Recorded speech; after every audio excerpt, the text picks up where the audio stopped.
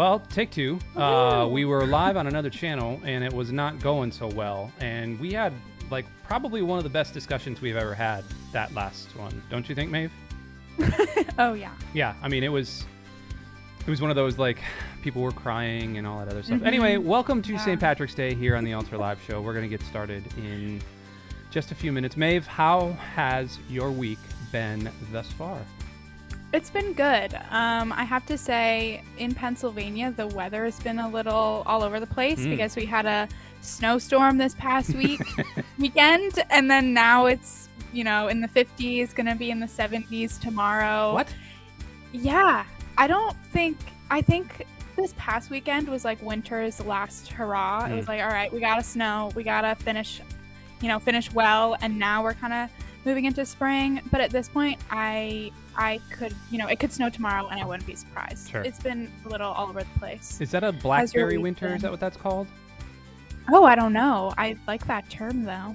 Blackberry Winter. Sounds poetic. My wife says it, Blackberry Winter. Now, she's from Georgia, so okay. It's a colloquial expression used in South, Midwest, North America. That doesn't make sense. As well as in Europe, Sinosphere, Vietnam, and East Asia. What? Interesting. And it refers to a cold snap that often occurs in late spring when the blackberries are in bloom. Huh. But what is late I guess spring? You could say. Well, I don't April, think it's May? actually spring yet. Yeah, it's not spring yet. Okay, in early April or in May. Okay, so not quite. Yeah. All right, it's called a blackthorn winter in rural England. Huh. Very interesting. Yeah. Well, in any case, I feel bad for you. It's the crack of 81 right here in Tampa. Oh. So I've been wearing shorts since. Actually, that's not true. When you guys had your snowstorm, it was in the 30s here. Wow. Which is nuts. And so It could have snowed. Maybe. If atmospheric precipitation happened, and the problem with Florida is that it's hot for all the time, and so nothing's ever really cold enough to get snow. Although we've had it, but it's like it's a thought, really. Like you go outside and it's just kind of like, oh, okay, and then it doesn't ever land. By the time it lands, it's just kind of disappears. Yeah, it disappears. So anyway, welcome to the Altar Live Show today. As we typically do, in 3 seconds, I'm going to hit the old button here to go to the main screen now. And typically how we start our shows is we give a television recommendation, because Maeve and I are two of the preeminent TV nerds in all of podcasting, but really in all of tech-centric, church-focused products, like Altar Live. It's a niche market. And it was my recommendation this week. Maeve, your recommendation last week was? It was the Durls in Corfu, Exactly. which I have to say was roasted a little bit. But, that's okay. It wasn't roasted so much as both Kirk Nugent joined us last week. He is a gentleman and a scholar. We didn't roast it so much as laughed at the preposterous notion that we were going to get into a character drama. So, a period piece. All right. Well, I mean, to each his own, I guess. Sure. I have one real quick, and it's one that both Maeve and I agree is probably in top 5 shows of all time. Maeve, would you say? Yes, it's very good. Yeah. It is a show that is technically Canadian. Yes. But made huge waves here in the States in really the beginning of its second season. It was kind of a cult classic. And then in the second and third season, it really gained steam. And it stars a son and a dad. And actually a sister is in it as well. The sister of the dad is in it. And the show, of course, that I am referring to is Schitt's Creek. Not a swear word because it's spelled with a Chitts. That's how it's spelled. It is so when you first watch it, like the first episode, it took me It probably took me a month even to get through the first episode because I was a Oh, little grossed out. I'm not gonna lie. okay. The mayor of the town is called Schitt's Creek, and the mayor, he winds up in this motel that these people live in, and he's just pooping in their toilet. and and then he comes out and he's just sits down on the bed and turns the TV on. And I don't know what it was, but it's kind of like when you eat pizza that's going bad, you can just taste something's not right. And so I put it down and I picked it back up a month later with my wife and we were hooked after that. Maeve, Yeah. what are your thoughts on Schitt's Creek? So the way I was introduced to it is actually one of my friend's moms told me I'd really like it. And I have to say it did take me like an episode or two. Like I really liked the idea. You definitely have to get used to the characters, Yeah. the way they talk. I think the humor is pretty it I think it started out niche, but then it became pretty mainstream. Like wouldn't you say? Like Yeah. when you first watch it, you're like, "Oh, I've never really heard people kind of joke around like that," Yeah. but now I feel like it's very mainstream. Yeah. I've noticed. It's almost like it was like sarcasm, but not like put down sarcasm. It was like Yes. irony just for irony's sake. Yes. It was I definitely would say like the first time because I watched it when it first came out. So like that was actually a while ago actually. And it took me a few episodes, but once I kind of got used to the characters, got used to the humor, then I was hooked. And I remember I'd finish a season and then I'd be like, "Oh my gosh, I have to wait like an entire year before it goes out on Netflix." Uh-huh. Because you can get it. I mean, I think it was on Pop, but who was watching Pop? Nobody. I didn't even know Yeah. Pop was a thing. I thought it was like the CW or whatever. Yeah, me neither. Yeah. So, yeah, I'd always wait till it went on Netflix and then I would just like really, really try to like savor it and not watch, Yep. all the way through. I'm right there with you. The unfortunate thing is they only made 4 seasons of it. And it was 3 or Was 4. it 4? I think it was No, I feel like it was maybe 5. 5? 6? I don't know. I think it might be 5 or 6. Schitt's Creek. Oh my gosh, season 7? You shut up, Google.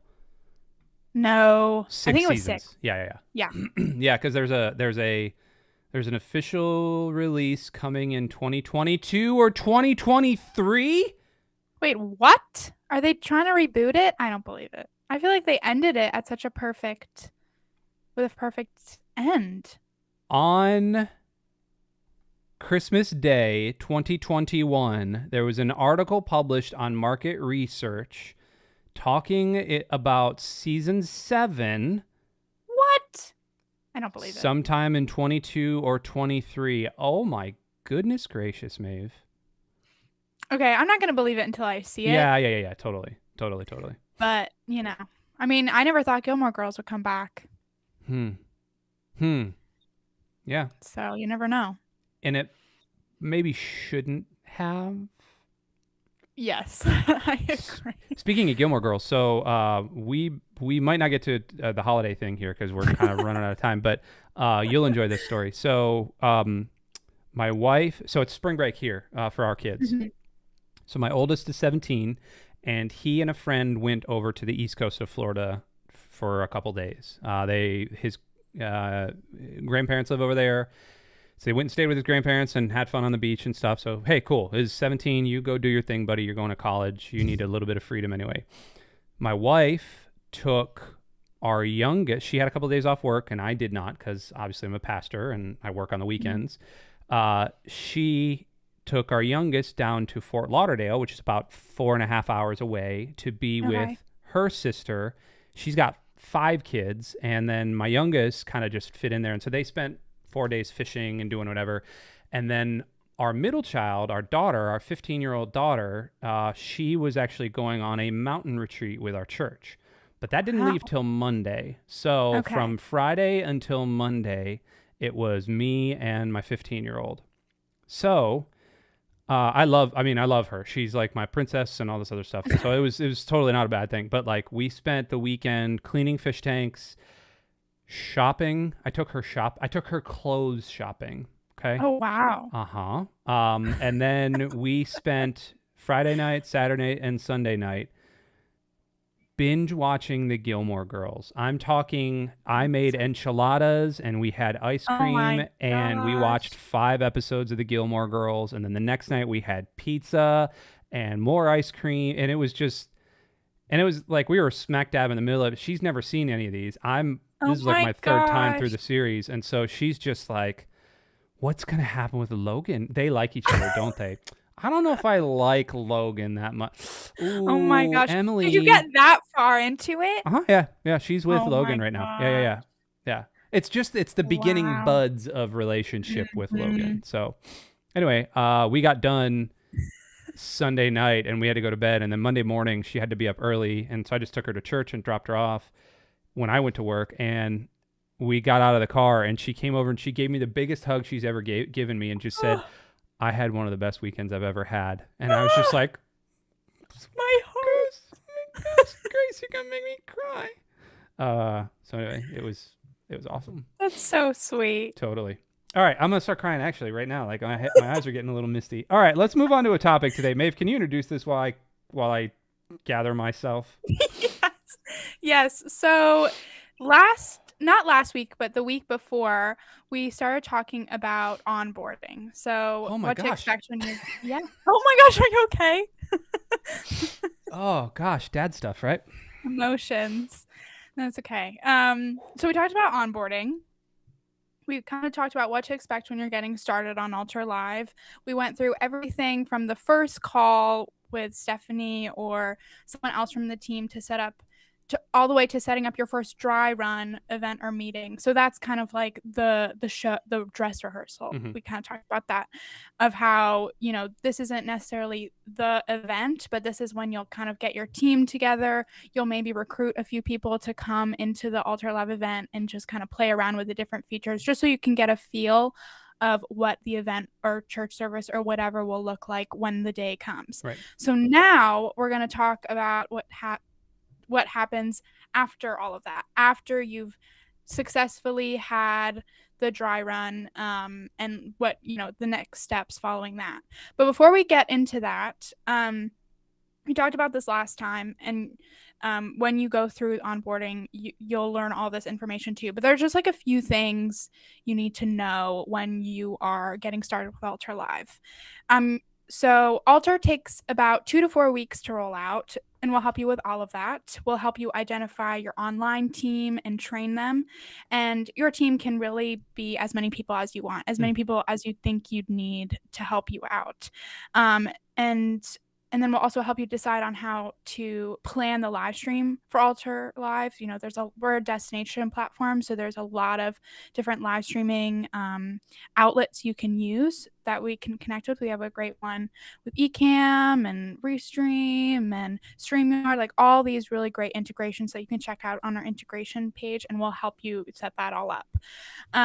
Okay, what's next? Then we'll help you move your online small groups and staff meetings from Zoom to Alter. So we've heard of a lot of churches using Zoom for everything, having to make so many Zoom accounts. We heard of a church who had 100 or so Zoom accounts. There was a church that just signed up that was spending $900 a month on Zoom. Oh, I know. Why would you do that? Yeah, why would you do that? Oh my gosh, that hurts me. But yeah, so with Alter, you don't need like a million Zoom accounts. You can use your one account and make as many rooms and have as much space for, small group staff meetings all on one platform, one account. So get rid of Zoom, guys. You don't need it. You don't need it. You could do everything on Alter Live, and we'll help you do that. Totally. And then we'll also help you. We'll also provide you with videos and graphics to help introduce Alter Live to your congregation. We can help them. We can help your community get excited because we have a great team who can make awesome graphics for you. Andy makes videos all the time. He made a great tutorial series. Yes, Andy makes awesome videos, and they're really, really helpful if you need help getting your congregation excited, because change can be hard. no matter if it's good or bad, everyone's going to be a little skeptical if you're about to change everything Yep. under them. So we're going to help you get them excited. And finally, we'll help you decide on a timeline for launching your first meetings. And we're kind of going to go through that timeline after, because that's the whole process of onboarding. We help you set everything up, walk you through it, and so we can really set you up for success. And this will include making a plan of how to move everyone from Facebook to Alter, or like YouTube to Alter. We know that a lot of you are using different platforms right now, so we know which ones that you're using, and we'll help you adjust to Alter and make it work for you.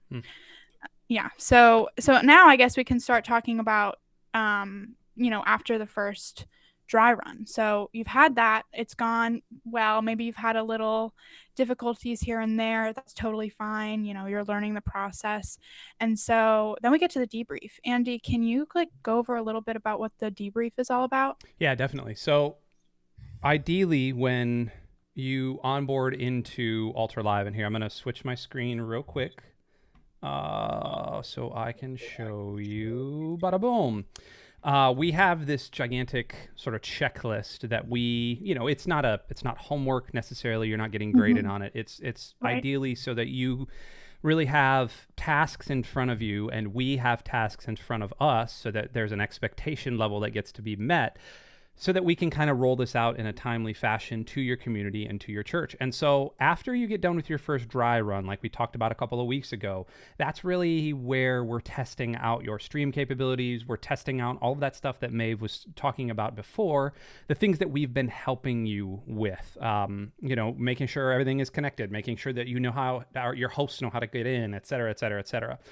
We're then going to do a debrief, and we have yet to really run into a church that has had a 100% successful dry run. And that's not because of the technology behind it. That's because a lot of times when you are coming from something like Zoom or Church Online or Facebook or even YouTube to an extent, you're used to certain buttons being in certain places. Alter Live, we are very user-friendly in what we're doing, but until you've actually gotten in there and played around, you never know. It's why when you go to buy a car, you test drive the car first to make sure that you like it and all those other things. And so we're going to allow you to test drive 1, 2, 5 events, whatever you need to kind of test drive. And we're going to walk through a debrief each and every time. What did you like? What didn't you like? What worked well? What didn't work well? And how can we, as your team, your implementation team, and really the entire Alter Live team, how can we support you as you go into the ministry field? Because let's face it, you on the other side of this glass here, you're doing important kingdom work. You are connecting and engaging people, and we want to make sure that we're supporting you as best as possible. So we'll answer your questions. We'll go through concerns. If there's a bug that we run into, we're gonna track that down.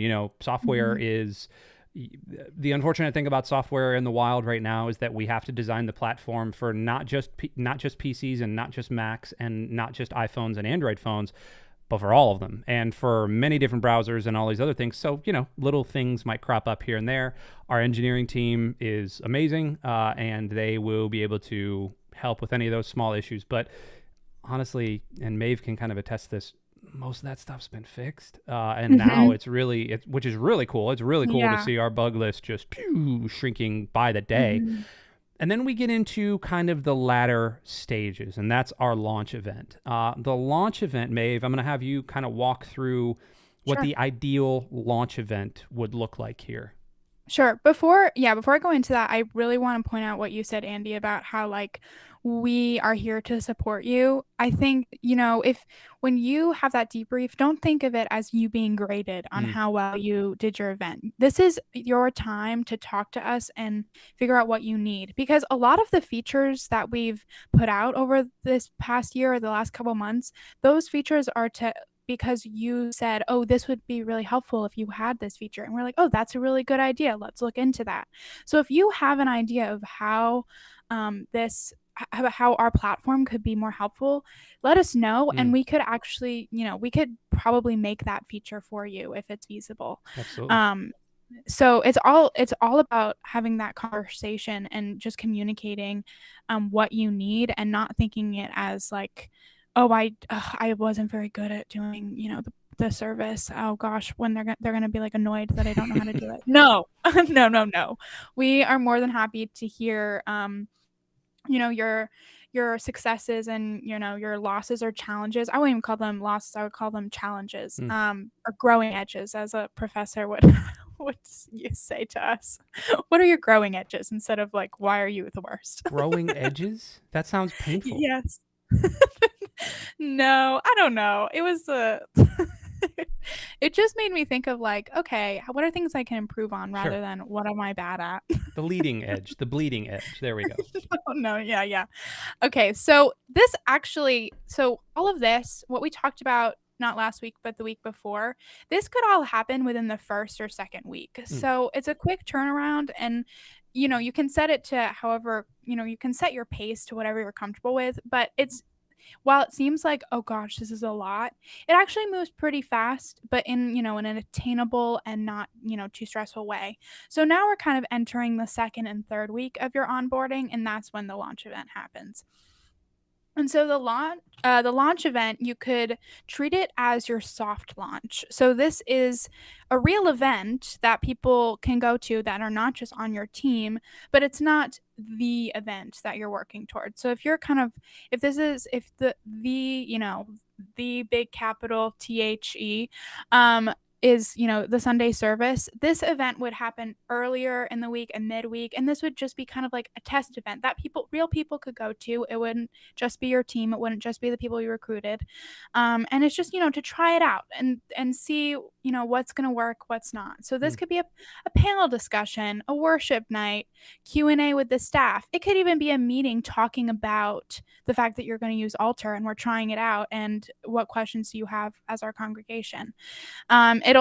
You'll definitely want it to be a live feed so you can test out the live streaming equipment and live streaming service that you're using.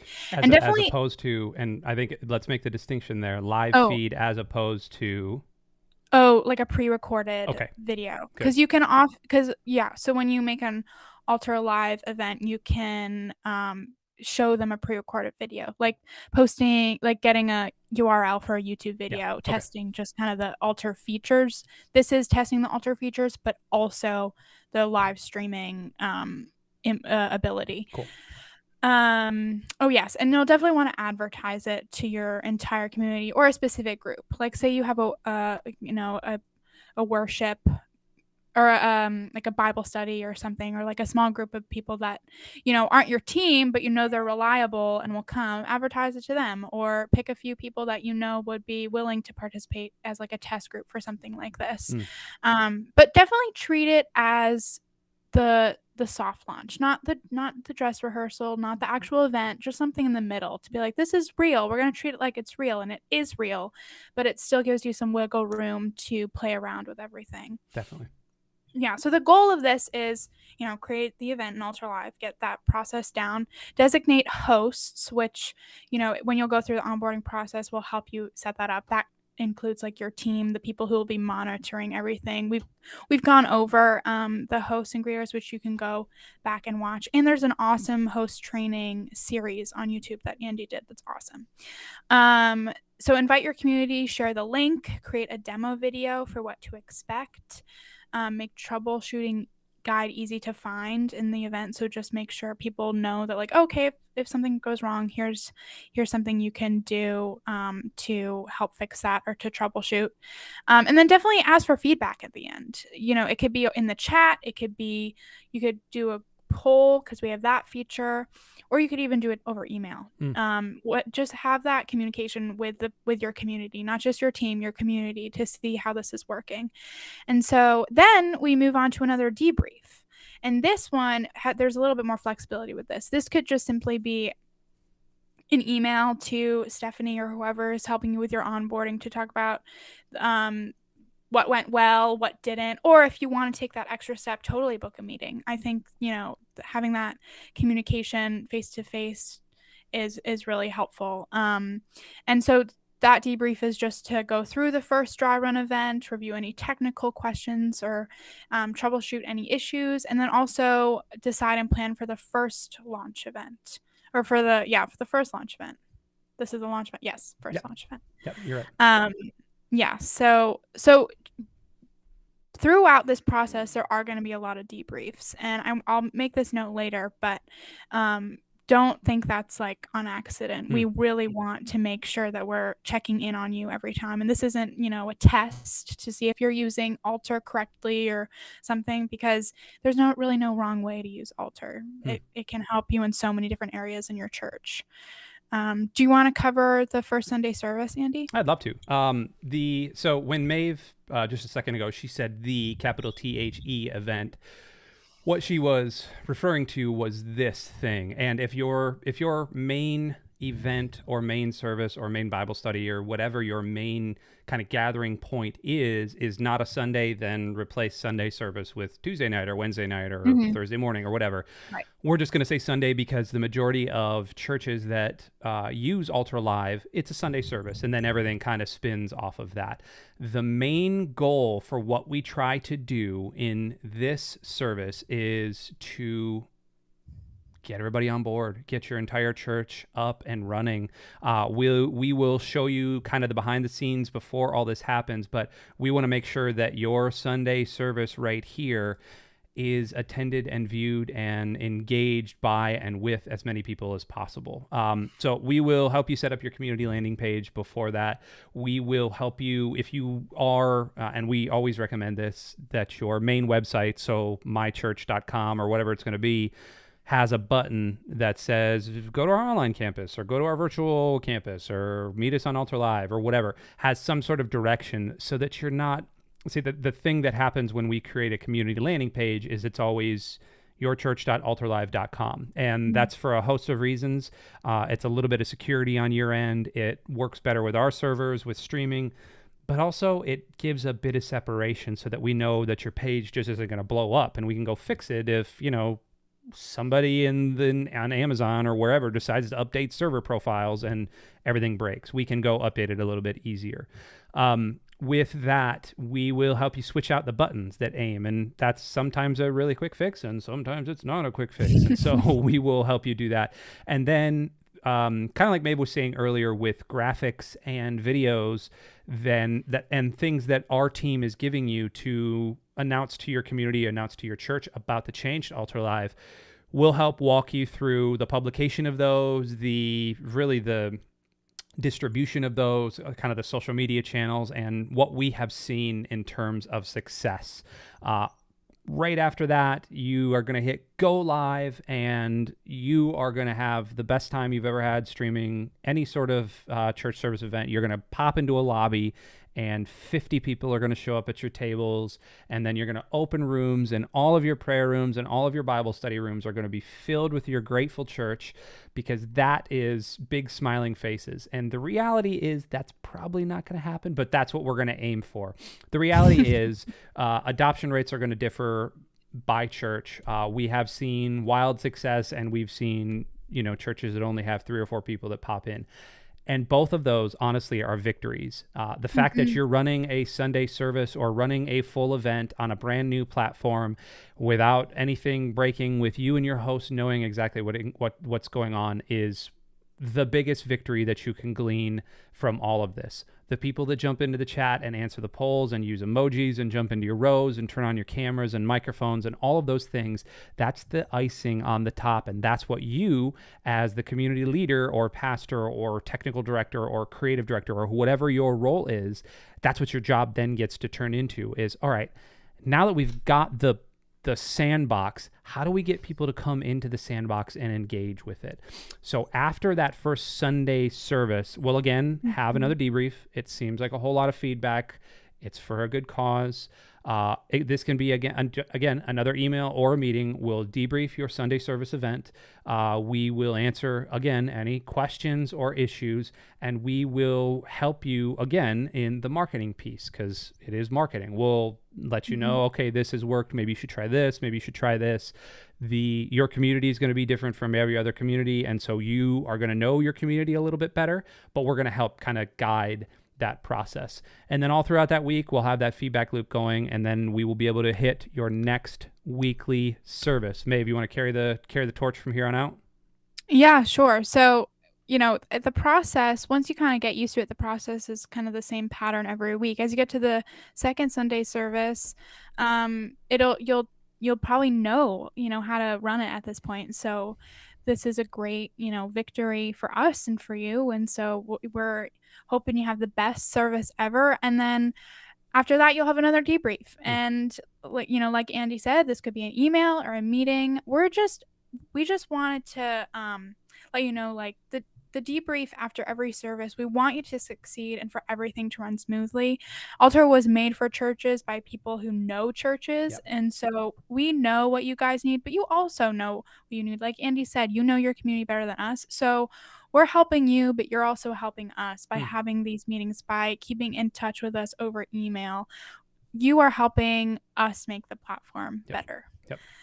And on that note too, it's not just that we hit the third. So on this kind of this roadmap here, we hit the third Sunday service and small groups and all that, and then this debrief happens here. But that's not the end. Nowhere in our roadmap does it say, okay, now fly free. Exactly. We are around 24/7. We literally have people that man Altar Live around the clock. So if something does come up, we're always here. We're always available for debrief or support or technical question or even just how to.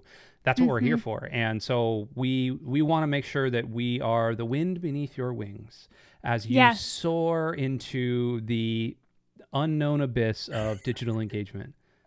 Just like how I spun that yarn there. That was beautiful. Thanks. And it is an abyss in a way, digital engagement. It just keeps going and going. And going. Right. So many possibilities. Absolutely. Right. And this roadmap is honestly, this entire roadmap is like the first couple steps. The road keeps going. We're all, like Andy said, we're always going to be there. Yep. We can always talk. We can always chat. So the end is just the beginning. Oh, you did it better than me. I liked yours better. I love the music though. I'm bringing up the Irish music because I don't know how to do anything else other than. Also, before we go, are we done? Do you want to talk about anything else with onboarding? No, I think we're good. I mean, just feel free to reach out and keep having those debrief meetings. I think those are really the best way to communicate what you need and how we can help you. Oh, absolutely. I also think there's two things we need to mention. One of them is serious and one of them is not serious. The serious one is we exist, like Maeve said, because of churches. We exist to connect people in community. We exist because the Bible says to go and make disciples, and this is one of the best ways to make disciples, is to bring everything into an online medium and give people the tools and the space to connect. But it doesn't work unless we're all working together. And so our heartfelt empowerment and energy is behind you. And if anything ever does come up, we are, like I said earlier, merely a text or a phone call or an email away. There's a bunch of links down in the comments or over in the chat box area with ways to sign up, ways to get discounts, ways to do all those things. We are here for that. And the second thing that is not so serious is, Maeve, your green screen is gone, or your blue screen, or here we go. Let's see. Sadness. There it is right there. And it's gone. Now I'm going to fade it in, and it's faded in. There we go. Yeah. Oh, here, I can actually just live control this now. Oh boy. Yeah. We didn't really have a green screen, and so I just kind of made it up. And now you have clovers on your microphone. Congrats. Yes, and kind of on my head. That's okay. Yeah. You got a real and for the record, this is green. If any of you are wondering, Hopefully it shows on camera. You didn't get pinched, right? Okay, tell your quick story about the green underwear. Go. Oh, well, yeah. I mean, it was such a source of stress. I mean, there was so much fun, but it was also a source of stress because I don't know if it was, just New England, because that's where I spent most of my childhood. I feel like it's bigger in New England. Maybe. I think it is. I don't know. Especially Boston. Okay. Shipping up to Boston? Yeah. Oh, yeah. I mean, I was in Connecticut, so it's close-ish. Yeah. Anyway, but I was just living in fear. I like had to just wear green. If I couldn't find green, it had to have a little bit of green. Guys, like this, my sleeve has a little dot here that's green. Oh my gosh, like don't pinch me, because elementary schoolers are vicious. Any chance for physical harm, they will take it. And it's not like the cute little like squeeze your arm. No, it's like like a rug burn. Yes. Yeah, and I would always, and there was I went to school with a lot of Irish people, and so I had this one friend, Bradley. Hey, Bradley, if you're out there. I haven't seen you in years. Anyway, he told me that, leprechauns would come to your house if you left your shoes by your bed, and that was like a thing. And so I like convinced my family, and they were like, okay. so they put like quarters in my shoes, and I was like, leprechauns are real. That's Did they come? Oh yeah, I got like $1 in quarters. Wow. So you're rich. Living large. Yeah. Maybe we can solve gas prices that way. Hey-o! I did it. Hot topics. Absolutely. We're keen on the current events here. By the way, do you do corned beef and cabbage or anything? Oh yes. Okay. Hopefully we're doing it tonight. Okay. People have their certain evening activities, so we might have to postpone it. But yes, we do that. Okay. Yeah. And surprisingly, I mean, my name is Maeve, which is an Irish name, but I'm actually not Irish, so I have to pretend. That's okay. Sadness. We're all Irish at heart today. Yes. Yes, exactly. We're all leading snakes out of the country and saving little children. Exactly. Amen. Thank you so much, Amen. everybody, for joining us here on the Ultra Live Show. We would love to stay in contact with you and help you get your product up and running to success. Next week, we've got, next couple weeks, we've got some pretty awesome interviews with some amazing people that have been helping with onboarding, helping other churches onboard. And then after that, we're going to be talking small groups and everything like that. Maeve, have a wonderful weekend. Thank you. You too. See ya, everybody. Love you guys. Bye, Talk to you everyone. soon.